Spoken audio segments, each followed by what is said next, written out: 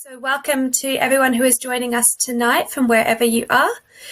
This will be the first of the iPHA Q&As with the Passive House Institute, and we'll be doing a full series of these events over the coming months. Today we have Corinna Geiger, who is the head of Building Certification, here to talk to us about Building Certification and answer your questions on that topic. So just a few admin issues today. So the agenda, of course, we'll have the introduction followed by a short presentation from Corinna on the certification process and on the basics of that topic, followed by time for question and answers. The session should run for about an hour, and it is worth one further education credit point for those of you who are aiming to collect those. And you can see the code below. Please note that down if you need those codes for recertification. And if you ever forget to note those course codes, you can find them on the training website. So during today's session, if you have any questions at all, please type them into the chat box. I see many of you have already found it. Those questions will be collected and then they'll be answered after the presentation.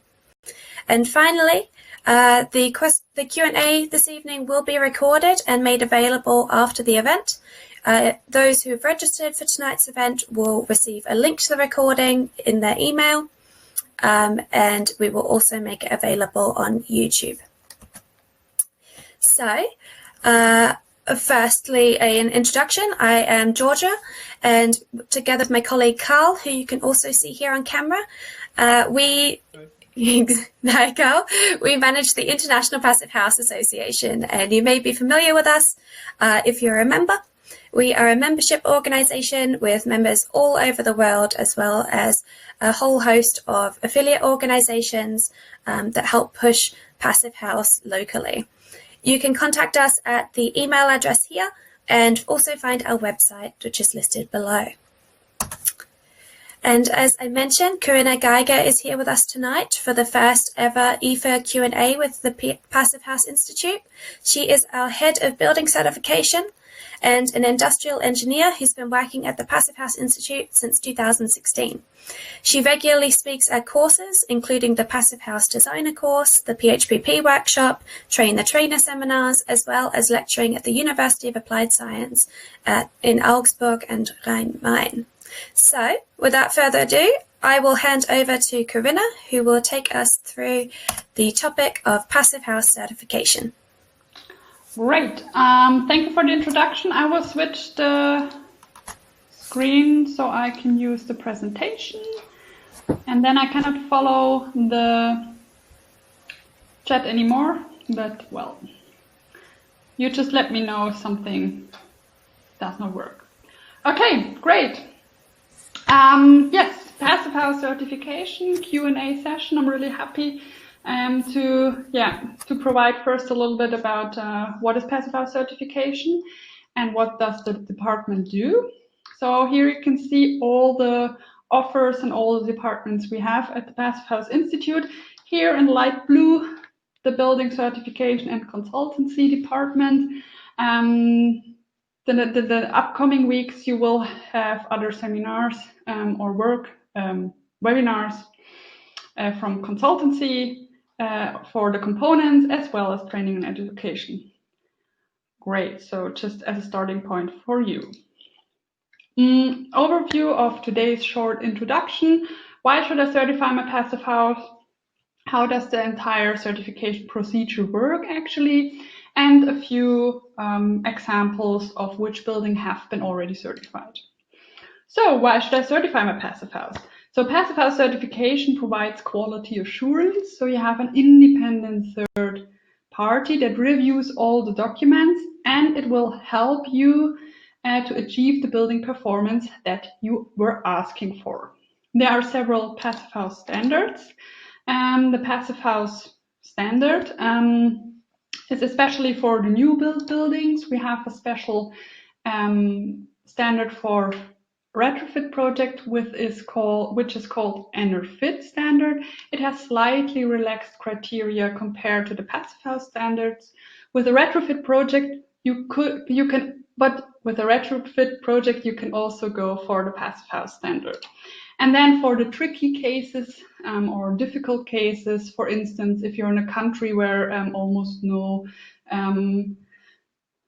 passive house components are available, or in case you have a special location of the building which is quite shaded and you cannot achieve the criteria, and you still have a good building, and you can go for low energy building certification. So you as an owner, as a developer, as a builder, what are your benefits actually? So you get a top quality living standard for the occupancies. You have a comfortable and healthy living. So those two topics in the last few years are much more important than before. So you have an outstanding building already. You have a reliable energy performance. So what is calculated will be in the end also on your energy bills, let's say. You have better solution because you have this third party, the accredited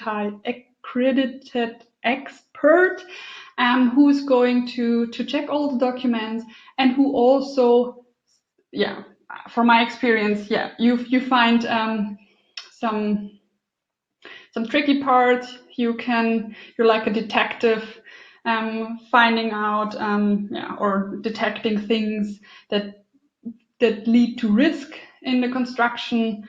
And also very, very important, with all the investigations we do as a certifier, you can also lower the construction costs because we provide easier solutions to the building. You have an increase in the property value. You have to seal, you have to stamp. This is an highly energy efficient building. And there are also standard recognitions as well as several subsidies. You can have a look at the iPHA homepage where all the legislation and fundings are listed. Have a look there. And in case your subsidy is not listed, get in touch with my colleagues. They can also list it there. It's really, really interesting to see what's happening all over the world in the field of energy efficient buildings. So this is the benefit as you as an owner. In case you're a designer or the architect, what are your benefits? So again, you have the review of a third-party expert, which also helps you to lower the construction costs and to deliver a better building with better solutions and lower risk for you as a designer to your client. So hopefully your client is also coming back to you, or spread the word that you are a good designer. You can be recognized as a certified passive house designer. And the last thing, also really, really interesting, is you can showcase your building at our international passive house database, where many, many passive house projects are listed all over the world. So passive house all over the world. Passive house standard can be applied in all climate zones. Up to date, we have 2.5 million square meters certified passive house buildings. And this is the, since July 2020, we're growing. So the numbers are much higher than listed here. You can have a look on this world map. And for each dot, you can see there is mostly also a passive house, an entry in the passive house database. Have a look there and see which kind of building and partners and architects, designers have been used, components have been used, and so on. We have alignments with other certification systems. So in case you have a certified passive house project, you get a certain amount of scores in other certification systems. For instance, LEED, GBCA, New Zealand Green Building Council, or for the Living Future Institute in the US. There is also a list of the current crosswalks available at the Passive House International at the iPHA homepage. Have a look there in case you want to couple the Passive House certification with another certification system. Okay, how does the certification work? So as you see, there are 3 steps. So first in the design phase, you have a preliminary review from the certifier. So you evaluate efficiency approaches. So what can be improved already in the design phase. Then before the construction starts, you have a design stage review. So there are already possibilities, or still possibilities, to change the design slightly to achieve the Passive House standard. And after the building is completed, you have a final examination where all the information is again reviewed and the final state is fixed and the certification or certificate can be released. So those 3 steps. And what will be checked through those 3 steps? So in the design phase, you have the detailed planning documents for the thermal envelope, for the building services, for the renewables that will be used in your building. And so basically all the entries that you need to calculate the energy balance of your building. Throughout the construction, you hand in photographs that document the construction process. And in the end, when the building is finished and the ventilation unit is commissioned, you have the commissioning report, you make an airtightness test to prove that your building has been built airtight. And this is also a quality assurance measure. And the construction manager's declaration, where the construction manager states that everything that has been planned also has been constructed in the end. A very, very interesting and helpful tool is the Building Certification Guide. You can download it also on our homepage. It's available in German, English, Chinese, and Spanish is in the pipeline, but we're also happy to get it translated in other languages. So in case you want to translate, we're happy to also provide it soon in other languages. It contains of actually 2 parts, the general information and technical specifications. And you have a link to Passipedia where you can find example documents. So general is basically the information I give you now in this framework, the benefits, the energy standard and criteria, where to find my Passive House certifier, how does the certification procedure work, and then more in-depth information about the technical details, for instance, for the airtightness test,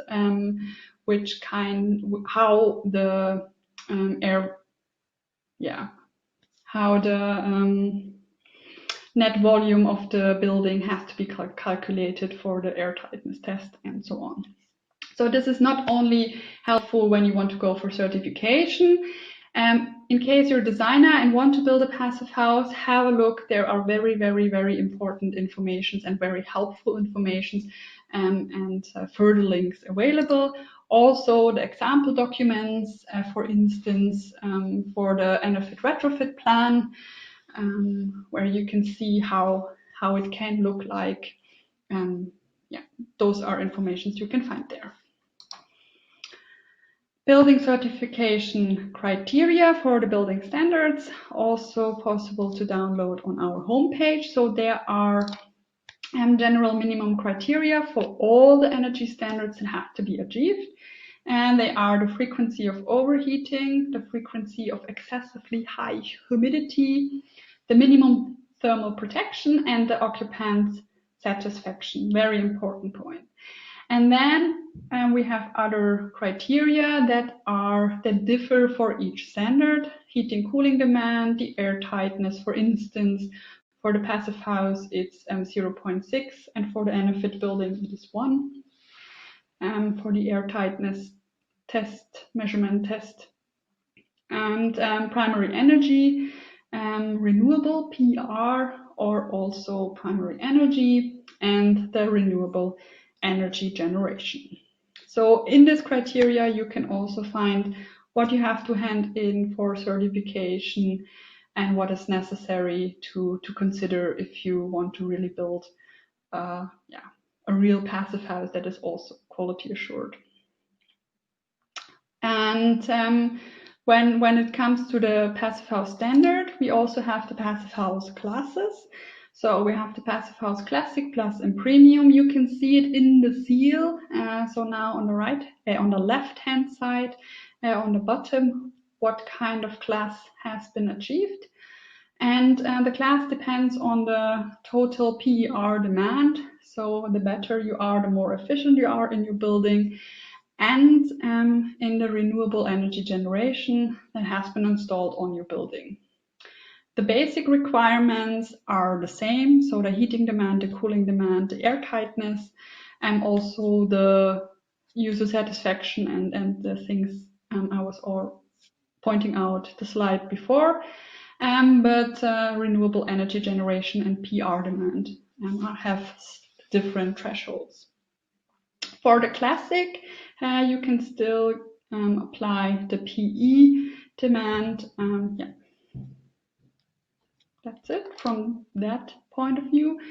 There is a certification platform available which helps to streamline the certification process and also improves the communication between the designer and the certifier. Yes, it's an interactive workflow. You can comment, you can set reminders and check boxes. So okay, and when you achieve the passive house certification, what do you actually receive? So you receive the certification booklet, which is basically the PHPP, a printout of the PHPP calculations, the energy balance, the certificate. You can see a sample in the middle here, and a wall plug you can mount outside of the building to showcast that this building is a passive house. Okay, so you are convinced you want to go for passive house certification, quality measurement, quality assurance technique, which helps you to really get what you were asking for. So when should you contact the certifier? As early as possible, always. As soon as you know you want to go for a passive house, get in touch with the building certifier. At least before the construction starts. This is the time when still changes can be applied to the design. And it's also possible to certify a building after it has been completed, but it's much more workload, and it's better to have it, to couple the certification with the design of the building. Where can I find my certifier? Have a look on our homepage. There you can find a list of all accredited building certifiers. There are many certifiers all around the world. I highly recommend choose a certifier which is familiar with the norms and standards also in your country, as well as with your climate zone. How much does the certification cost? So in general, we don't have any fixed certification fee. Each certifier decides on his or her own basis, and therefore reach out to the individual certifier to get an offer. And we're also happy to support your passive house building and certification. Send an email to building.certification@passive.de. Influencing factors for the fee in general, just that you understand, are the usage and the complexity of the building, If certified components are used, for instance, windows, doors, or ventilation units, in case there are certified components, the workload for the certifier is getting less because the components have been already reviewed by an expert, and you know that the data and information that is stated in the certificate is realistic and will lead to a good and realistic building performance. In case there is a design PH model available, this can also reduce the workload, especially when you have a tricky shading situation, and passive house experience of the project partner is also important. So how do you find a passive house professional? Have a look at the passivehouse.com training website, where you can find many designers and tradesperson and certifiers listed. So there are 3 passive house professionals you should remember. The passive house designer, this is your planner, your consultant, and the one that models your energy balance of the building. Then we have the tradespeople, very important, on site. This is the one that constructs your passive house, and if he has also a knowledge about how passive house principles work, or what is important in the framework of constructing a passive house, then your building is on a really good way. And last but not least, the passive house certifier, this is the one that will make sure that you will get the performance you ask for. So those 3 keep in mind. I think my colleague Susanne Winkel is going to also give you further information about that in one of the upcoming webinars. Great. So last part, just a little overview of which buildings have been certified. There are much more than I'm going to state here, just some examples I prepared for tonight. Again, 2.5 million square meter certified passive houses, and have a look on the passive house database to get more project details. From small to tall, everything started with the research project. So 1991, the first passive house has been built in Kranichstein, Germany.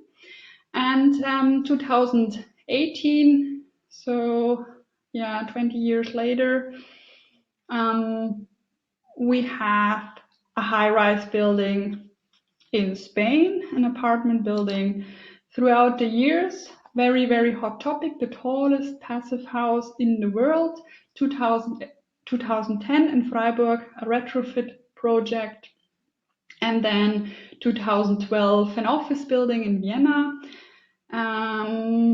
2017, student residence in New York, Connell Tech. And then the Bilbao Bulueta building, residential building, tower, high-rise building, 2018. And then now the tallest building, 2019, Tianjin, China, an apartment building with 30 floors, 93 meters. So what does tall do? I'm looking forward to soon have a mega tall passive house. Well, we'll see. There are also passive house settlements, entire settlements. For instance, Bahnstadt Heidelberg, a settlement close to the railway station, and also the railway city Gaobetian, which has been constructed and certified 2019 in China. The passive house conference has been held in this area, so some of you might have been there and have had the chance to have a look there, visit the projects, the buildings. Step-by-step retrofits with an NFIT retrofit plan. For instance, you can retrofit your building in a your apartment in a multifamily building, but you also have to set up a retrofit plan for the entire building. And in case, depending on the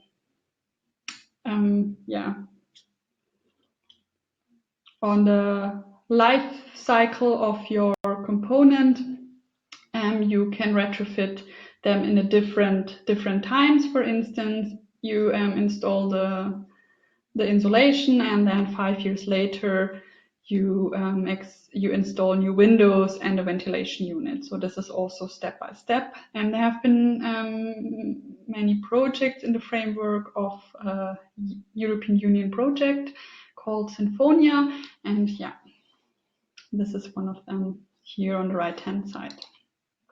Passive House Factory, a Windows factory which is also producing Passive House windows in China. On the right hand side, an Enafit sewing factory in a hot and humid climate in Sri Lanka. There's also a video available on YouTube in case you're interested to see the entire story behind that building. Supermarket, everything started already 2008 with the first Passive House supermarket in Ireland, and then many Passive House supermarkets in Austria followed. Exhibition center, a Passive House museum, which is actually broadcasting the Passive House story, and an art museum, for instance, here in Ravensburg in Germany, 2012. Fire halls in Heidelberg, and the one that's going to be constructed in Vancouver. Pilot projects, indoor swimming pools. One of the first Passive House swimming pools certified as a pilot project in Barbados. It is called Barbados in Bamberg, in Germany, and under construction in Exeter. Also an indoor swimming pool.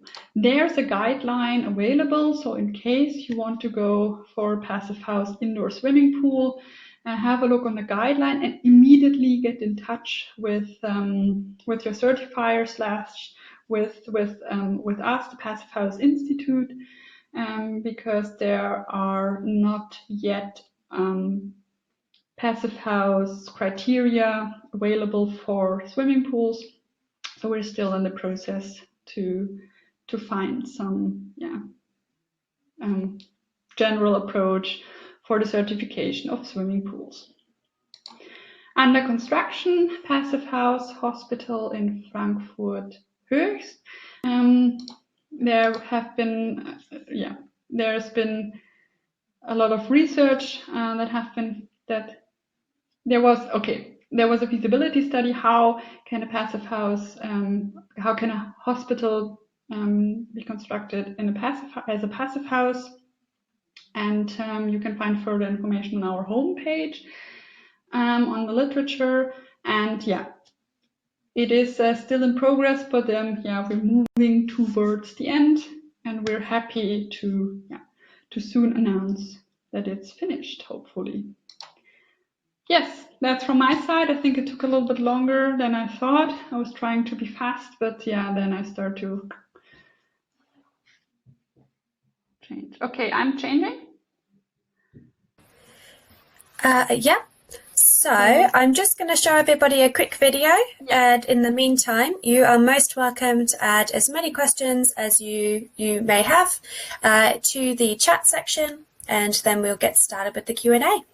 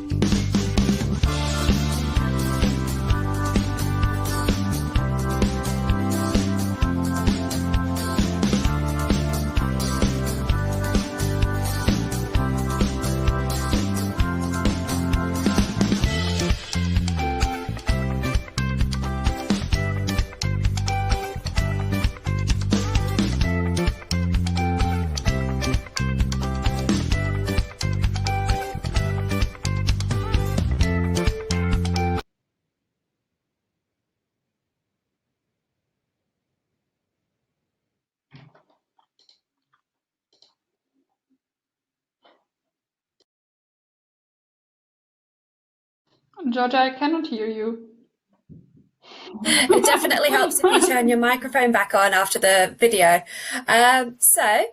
We have quite a few questions actually, which is wonderful. And we will go through them in the order that they were asked, although I see that our colleague Javier has answered quite a lot of them. But the first question was from Anna Gascon Marco. What area is used for the premium certification? Total floor area?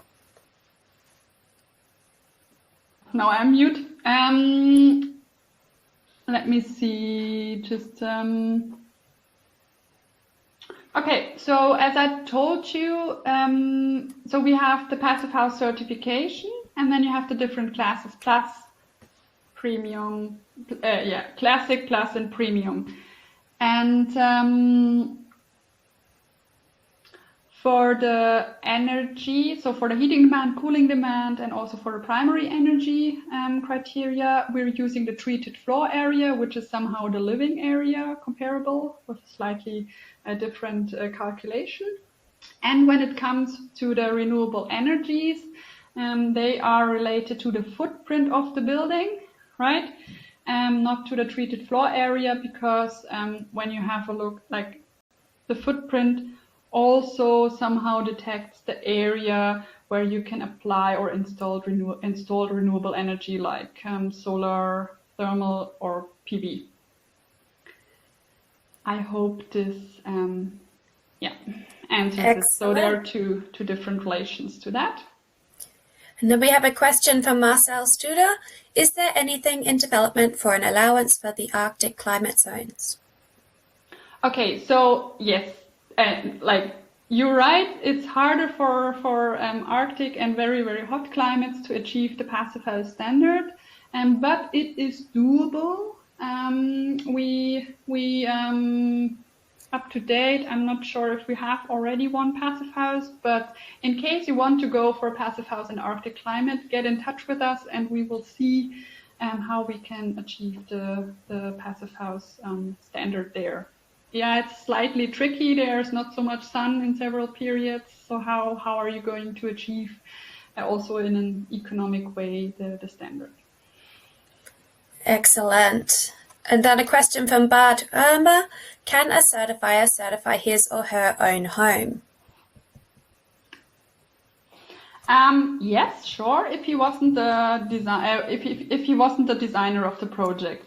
So Passive House certification is a third-party quality assurance. So you need someone who's not involved in any calculations of the building already, so that you have this person who has fresh pair of eyes. I don't know if this is next impression in English. Okay, great. Yep. Georgia is not. Yeah. To have a look on all the documents and to spot like a little detective what has been what could be wrong or a crucial point for the building. So yes, you can certify your own building in case you were not the designer of the building. Okay, always good to know. And from Steve Mann, which project participants should enter into a contract with the certifier? Perhaps you. Yeah, I know what I think. I know where he wants to go. So usually the certifier should have a contract with the client, so with the developer, with the owner, with the constructor. Yeah, because we are the certifier is a independent party, so he shouldn't be contracted by the designer. It's not always possible. And all the certifiers that are accredited are acting as an independent party, no matter if they are paid by the designer or not. But it's better to have the contract with the owner. Yes, definitely. And a mention of the Building Certification Guide, which was mentioned in your talk. It notes some special use buildings can only be certified by the Passive House Institute. Could you please clarify which building typologies this would apply to? Yes. So basically, as I mentioned already, the swimming pools, because there are no official criteria out yet. The hospitals, the same. And so basically all the passive house usage that have not been certified yet. But this is like always tricky because I don't know what is there out there, which kind of building. There are many buildings have been already certified. Yeah, those are the ones that you shouldn't definitely go for, I think. So I guess a good policy is, if in doubt, just contact the institute and they can help you further. Yeah, or contact the certifier you want to get in touch with, and then they already know, okay, this is something I can do. Sometimes we also collaborate with the certifiers because there's certification work that they can do because they're locals there. They know about the climate, they know about the national codes and standards, and we're there and consult for a particular point and the certifier in this framework. So yeah, this is also something that we try to do. And that was the case, for example, the car dealership in Canada, yes? It was a collaborative effort. Yes, one of the, yeah.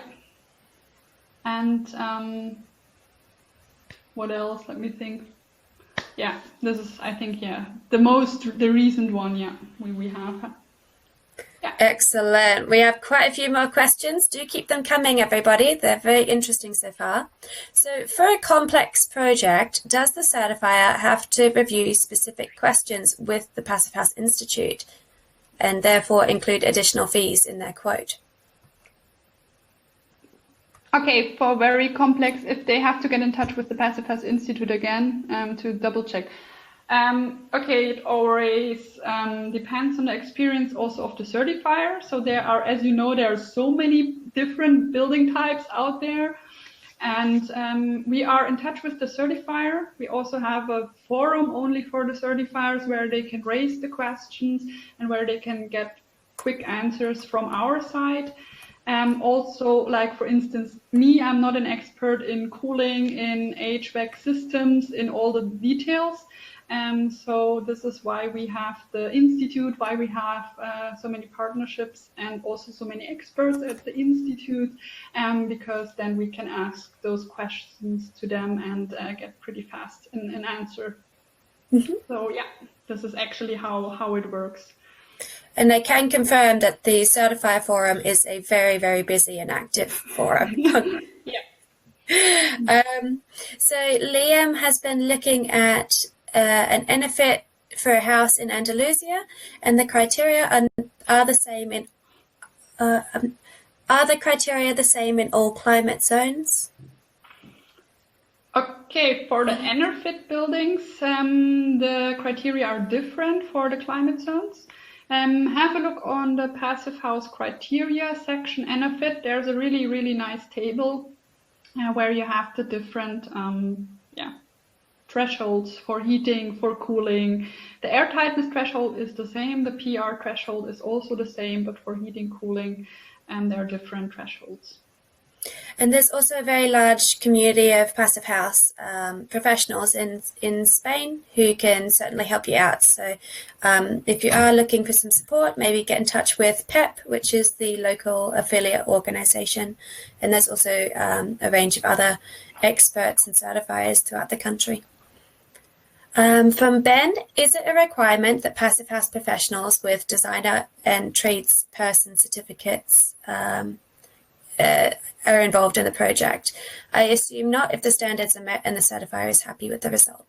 Yes, he answered his question, yeah. But just from my side, it's okay. Even you have a Passive House designer, it depends. What has he done before? Is he just like fresh from the school, like just got his certificate and starts his first Passive House project? So it's rather important to ask for the Passive House experience. The certification can be a good indicator, but it's not always, Not always a guarantee. Yes, thank you, Georgia. Yeah. Yes, somebody's mentioned there is a Passive House in Saudi Arabia, in Riyadh. It was presented at the recent Passive House conference. And you can certainly contact Corinna if you're interested in that. We do have a range of other projects in very hot climates. So if that's a topic for you, if you're in a region that struggles with overheating, do get those questions in because it is a big topic at the Institute as well. So a question from Elise: who ultimately delivers the actual certificate? Is it the certifier or is it the Passive House Institute? Okay. Yeah. So the certifier hands in all the documents, and we issue the ID, and then the certifier issues the certificate to the client. That's the way it goes. Yeah. And when there's particularly interesting or special projects, we often certify them and have a ceremony at the annual conference. So if you do have any interesting or innovative projects coming up, do keep in touch. Just back to the renewable energy floor area being the footprint, does this also include the floor area of each level or just the ground floor? Just the ground floor. Yeah. For the renewable energy, just the footprint. Yeah, we call it. Okay. So from Bound, Passive House architects and Passive House planners, do these roles need to be fulfilled by different people, and when? Okay, now I didn't pay attention. Sorry, because I was like trying to find it here in the chat. It's from Bernd Steinmüller, and it is if the role of Passive House architect. I think that this is maybe getting a little bit confused. The Passive House planner and the Passive House certifier, perhaps, because planners are often architects. Yeah. Do they have to be filled in by different? I don't know. I don't get this question. Maybe, Bernd, you can just rephrase your question, and then be happy to answer it. So I'll give Bernd a bit of time to do that, and over to Bryn. Where could I find a list of other art museums that are certified, and how many are there globally? Okay, so a good indicator is the Passive House database, where you can have a look. Not all the buildings are certified buildings are listed there because it always requires the photo credits from the owner and so on. And also not everyone wants to have it on this online source. So this is something where you can have a look on, and in case you need further information, you can also get in touch with us or with iPHA. We try to help out there. Definitely, and we are always looking for interesting projects while that's being mentioned for our social media. So if you would like to be featured on our Instagram, do get in touch.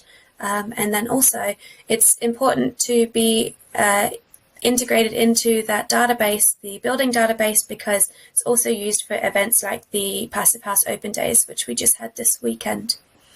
So Bernd has rephrased his question: can the architect also act as the Passive House planner? Yes, so in case the architect has also building physics background, so he can fill in the PHPP, he knows what is important for passive houses, sure. This is actually pretty good because then he hopefully also designs the building according already all the passive house requirements in the beginning. The orientation is right and stuff like that. So he knows, okay, if I have to, if I change the orientation of my windows or the size of my windows, what influence has it for the passive house? Energy balance of the building, actually. And you did touch on a key point there. It's really, we highly recommend that you aim for passive from the outset, because obviously then everything is factored into the design and you're not trying to switch things after some stepstones already in place and not been done to that highly energy efficient standard. That brings me to a question of my own. So what would you recommend in order to help convince potential clients who don't come from a technical background to aim for the Passive House standard? I would get in touch with iPHA because they maybe have nice posters. We definitely do. Yeah. Yes. So I always recommend to have the green brochure, which is available in several languages. This is something you can give hand out to the client in case you have an office where also clients come in and you have the first contact with the client. You can say, hey, don't you want to go for Passive House? Passive House open days recently. I think this is something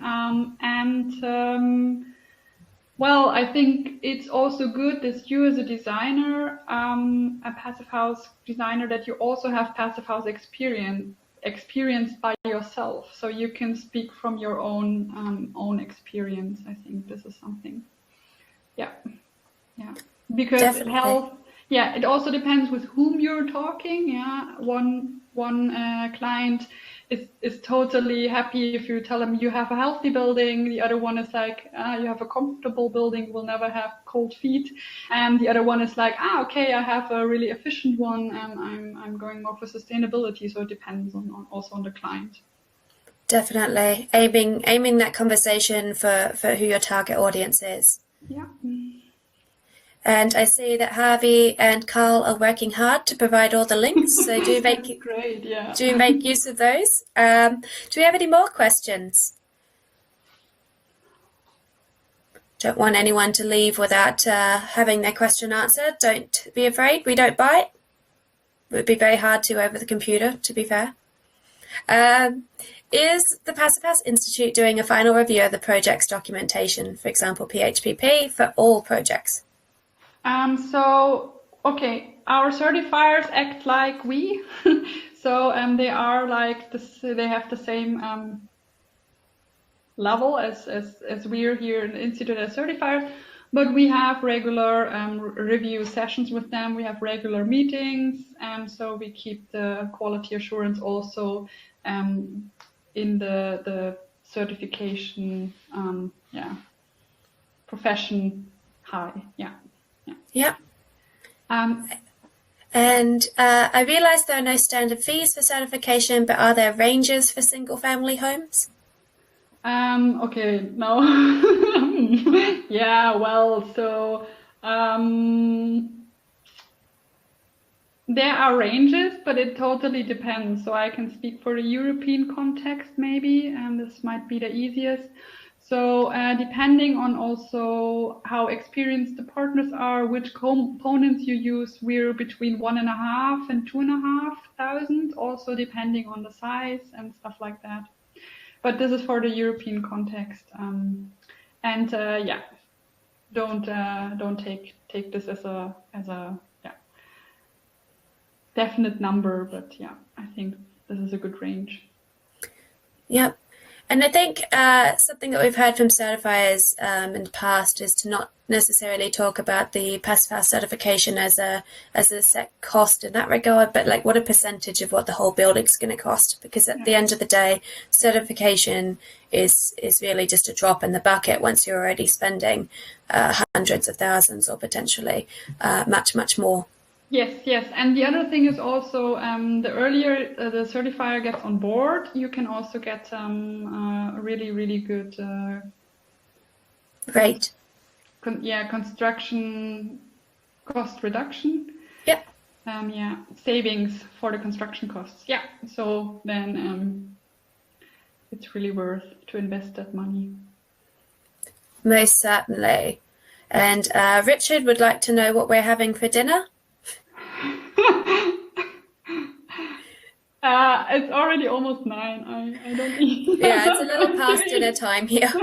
We actually selected this particular time because it works for the most time zones. There's just, as we obviously have participants from all over the world, there's truly no time that suits everybody. So we picked the best of a 24-hour bad bunch. Sorry, to interrupt. I still have one question here from Henrik Ender. Have I skipped one? Found this? Carl was just posting it to me. I'm trying to find out how many extra hours the builder needs to spend to collect all evidence, photos, and what else for submission to the certifier. Do contractors typically charge the client for that extra service? P.S. It's a residential project. Okay. Okay, well, this depends. So to fill in the PHPP, you anyway need the information about the insulation, lambda values, window U values, all those things. And especially, or for instance, here in Germany, you also have to collect this information in case you go for subsidies, and you have to hand in this information anyway, so it's not so much extra. The photographs, photo documentation, I always recommend there should be someone doing the photo documentation, just from the crucial points, so you can get in touch with the certifier beforehand, and you can talk through what kind of photographs should be taken. There's also in the Building Certification Guide a list of potential pictures, potential spots where you should take pictures, and so this should be done by someone. I don't know if they charge extra or if they do it anyway to verify their work. Yeah, I think, yeah. And Bernd's question leads on well from that. If, according to expert judgment, a thermal bridge is negligible, can a designer or certifier neglect it, or do you always have to calculate it? Okay, so we have thermal bridge-free constructions in the passive house as one of the 5 passive house principles. So thermal bridge-free means 0.01 watts per meter Kelvin. Yes, per meter Kelvin as a PSI value. And if this is the case, then yes, you can neglect it. For instance, for a residential building, it might make sense to calculate all of the thermal bridges, because you have also negative thermal bridges, which you, through the calculation, you overestimated some edges, yeah, and then with the thermal bridge calculation, you can deduct this overestimation from the entire heat losses again. So this makes sense, but there are also literature. There's also literature outside where you can compare your detail to the literature. Be aware that it's very important that the thickness and the construction are the same, and then you can also use those thermal bridge catalogs to justify your PSI value. Excellent. Avi posted it. Yes, 0.01 watts per meter Kelvin. Yes. And do check out that thermal bridge catalog even. Yeah. That's an enormous help and can make things a lot quicker. And a final question here is, can the consultant certifier review the project documentation? So what does mean consultant certifier? Just a certifier? Potentially consulting certifier. Okay, so can the certifier review the project documentation? Yeah, that's actually his job. So what we're doing, sometimes it's a kind of double work. So we also, we export the PHPP. So as you know, PHPP Passive House Planning Package is pasted on Excel format. And so everyone could just change the formulas and then you have a result. But no, we export it and go through all the documents and see if the things that have been entered are also the right ones. And it's pretty easy to find some errors. Yeah, not always bad ones, but still, that's what we're doing. Excellent. Well, I think we've had a lot of really amazing questions tonight. Thank you so much to Corinna for joining us. A final question is there any good resource for construction, passive house construction details? I think A really good source are the Passive House buildings that have been already constructed. So have a look on the Passive House database and have a look on the Passive House buildings that have been built around you. Get in touch with the architects, designers, the construction company, and then I think, yeah. Well, yes, there are also, you can use certified Passive House construction system. So there's also certification line, for instance, timber frame construction of your building, and they're certified. So all the joints and all the details have been checked by Passive House Institute, and they're thermal bridge free, or almost thermal bridge free as far as it is possible. So this is also something, a really good source for getting further information about that. And iPHA also maintains a list of resources and of literature from our affiliates worldwide, and they also often produce a variety of different guides and interesting articles. So we'll see. I guess Carl will add that in the comments.